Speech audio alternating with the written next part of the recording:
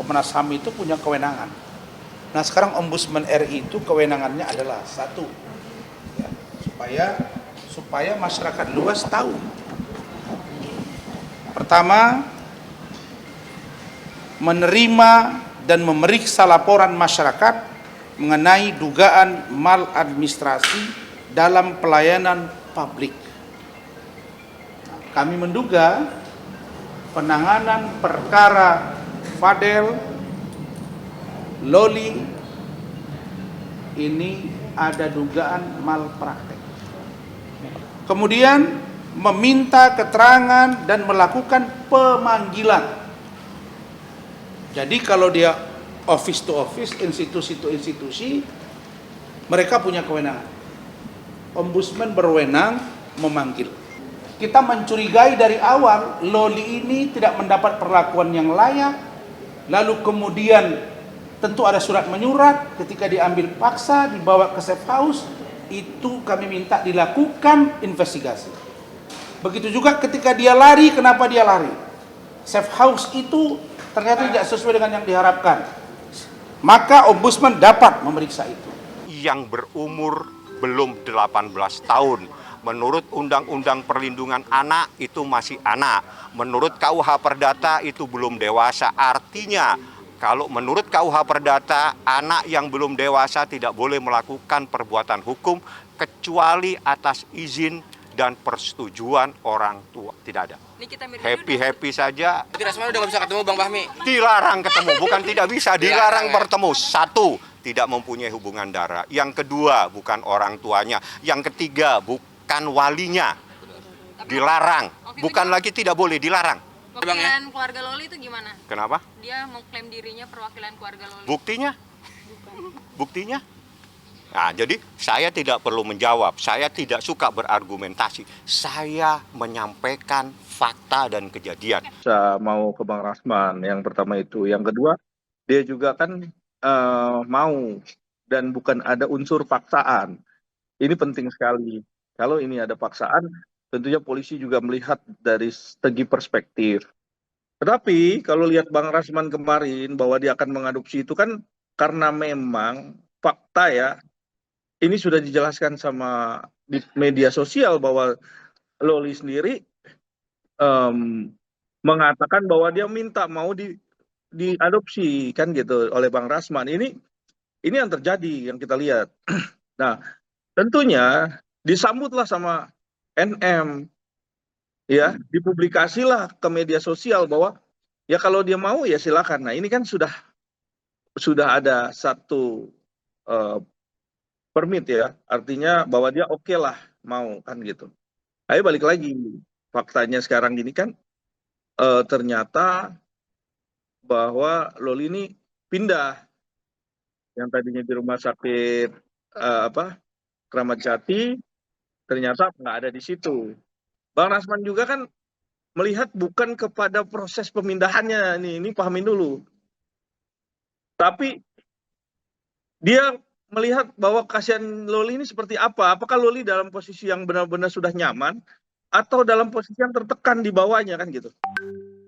Nah, ini yang penting karena apa? Jangan sampai juga menjadi eksploitasi banyak orang, ya, walaupun orang-orang itu kita juga nggak tahu nih siapa yang membawa kan gitu, sehingga Loli sendiri nggak nyaman.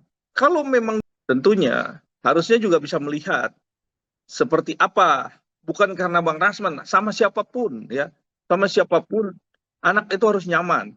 Ini karena sama Bang Rasman aja dia nyaman, jadi timbul suatu permasalahan atau suatu ego yang sehingga ini menjadi berkepanjangan gitu loh. Aku tuh bingung ya, dari mana sih sejarahnya pilot ke Dubai itu, dari mana sih sejarahnya, aku tanya dia. Gimana sih Batik Air sejarahnya bisa ke Dubai itu gimana sih? Pilot batik lakinya itu yang kayak mukanya yang kayak bisa ke Dubai itu dari mana sih ceritanya? Kalau misalkan Mas Ruli dan beberapa teman-temannya yang tadi itu kalian lihat di TikTok aku itu berangkat ke Dubai, itu benar adanya. Di Abu Dhabi itu benar adanya karena memang dapat perintah dari atasan, dipercaya untuk membawa batik air dari Abu Dhabi ke Indonesia. Jadi yang dipermasalahin apa? Jadi saya tidak bilang nggak ada yang salah dong dari semuanya ini. Emang benar faktanya memang di sana, memang di Dubai. Mas Ruli hanya diperintah untuk delivery pesawat. Jadi ya nggak apa-apa dong. Dan biasanya pastinya orang-orang tertentu yang dipercaya untuk mengambil pesawat atau delivery pesawat. Terus kalau bicara rute, ya memang nggak ada rute ke Dubai. Tapi kalau Mas Ruli diterbangkan ke Abu Dhabi untuk ngambil pesawat batik bawa ke Indonesia, itu betul adanya dan itu ada buktinya. Dan biasanya bukan hanya sekali, berkali-kali, dan itu atas perintah dari atas. Dari awal aku ada juga aku selalu mengakui kalau aku emang masih temperamen dan aku berusaha untuk menjadi yang lebih baik lagi. Aku pun berusaha untuk mengontrol emosi aku pun kalau misalnya aku udah salah pasti aku minta maaf. Dan aku kalau misalnya habis marah-marah aku pasti nanya, aku tuh salahnya di mana ya, aku kurangnya di mana ya, aku minta maaf. Aku mau jawab. Namanya anak umur 21, sebelum sampai pertanyaan kamu, saya paham. Anak yang berumur 21 itu memang masih labil. Ya, labil, jangankan 21, sampai umur 20, mungkin 25, sampai 30 masih labil kita. Sangat labil, kita akui. Siapapun kita manusia ini bukan malaikat. Tidak luput daripada suatu kesalahan. Yang penting jangan kita sengaja suatu kesalahan itu untuk merugikan orang, menganiayakan orang. Caranya gini loh, tidak ada yang berubah dengan saya. Justru saya mencoba untuk sederhana. Nah, ketika saya kembali seperti ini, ya ini seperti yang biasanya dulu, gitu. Tapi saya tetap seperti Bunda Korla yang tidak akan pernah berubah. Mempercantik diri, merapikan diri, memakai baju yang bagus, tidak ada salahnya, gitu loh. Bergaul sama anak-anak Bunda, berteman sama anak-anak Bunda, ketemu sama anak-anak Bunda, selebriti, itu memang udah gaulan zaman dari dulu. Tapi ya sekarang ketemu lagi ya semua bahagia. Kenapa kakak baru melawan dia selama ini diam saja? Nggak tahu juga kenapa ya. Triggernya sih gara-gara aku di apa namanya? Aku di apa bukan lagi ngobrol sama anak aku. Anak aku kan kebetulan lagi pulang ke Indonesia. Anak aku tuh bilang, "Mami, kamu ini selama ini kan selalu bela orang-orang, selalu pasang badan buat orang-orang. Tapi why mami difitnah, dijelek-jelekin, dibully, kamu diem aja." Langsung aku berdiri.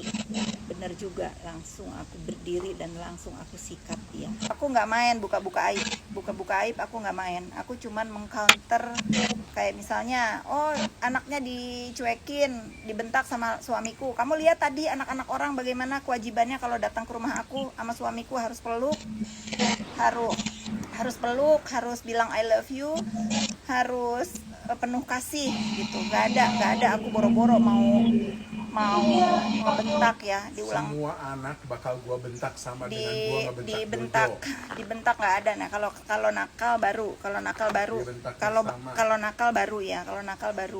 kalau nggak nakal enggak. Karena anak-anak itu di rumah aku tuh diperlakukan sama.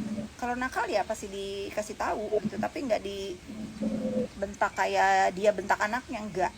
Plus ya sudah lah ya, nggak ada hinanya dikatain sales, nggak ada hinanya ya, daripada memeras. Apalagi dikatain gembel nggak apa-apa, halu nggak apa-apa, dikatain suami Kak Fitri pengangguran nggak apa-apa, tapi dia bisa menghadiahkan istana yang aku tempatin ini. Menurut aku istana ya, kalau menurut dia kan rumahnya jelek. Artinya ada bentuk-bentuk keji, fitnah itu, dan macam-macam blastnya ataupun cara mereka menginformasikan, dimasukkan ke dalam timeline. Biasanya itulah yang terjadi. Makanya Mbak Fitri saat ini cuma bisa mengklarifikasi secara media sosial tentunya. Apa yang dikatakan mempunyai hak jawab untuk bisa memberikan jawaban dan klarifikasi apa yang ada. Di media sosial yang diberitakan ya, bahkan menjelek-jelekan seseorang, itu adalah fakta atau bukan. Kalau memang dia benar-benar bukan fakta, maka ini menjadikan fitnah. Kalau memang ada satu sindiran atau bentuk-bentuk lain ya, yang intinya menginisialkan dan lain-lain, tapi menuju kepada dia, Mbak Fitri hanya bisa memberikan klarifikasi dan hak jawab sesuai apa yang dituduhkan. Nah, makanya Mbak Fitri kemarin sempat ngobrol sama saya dan memang dia mengeluh ya.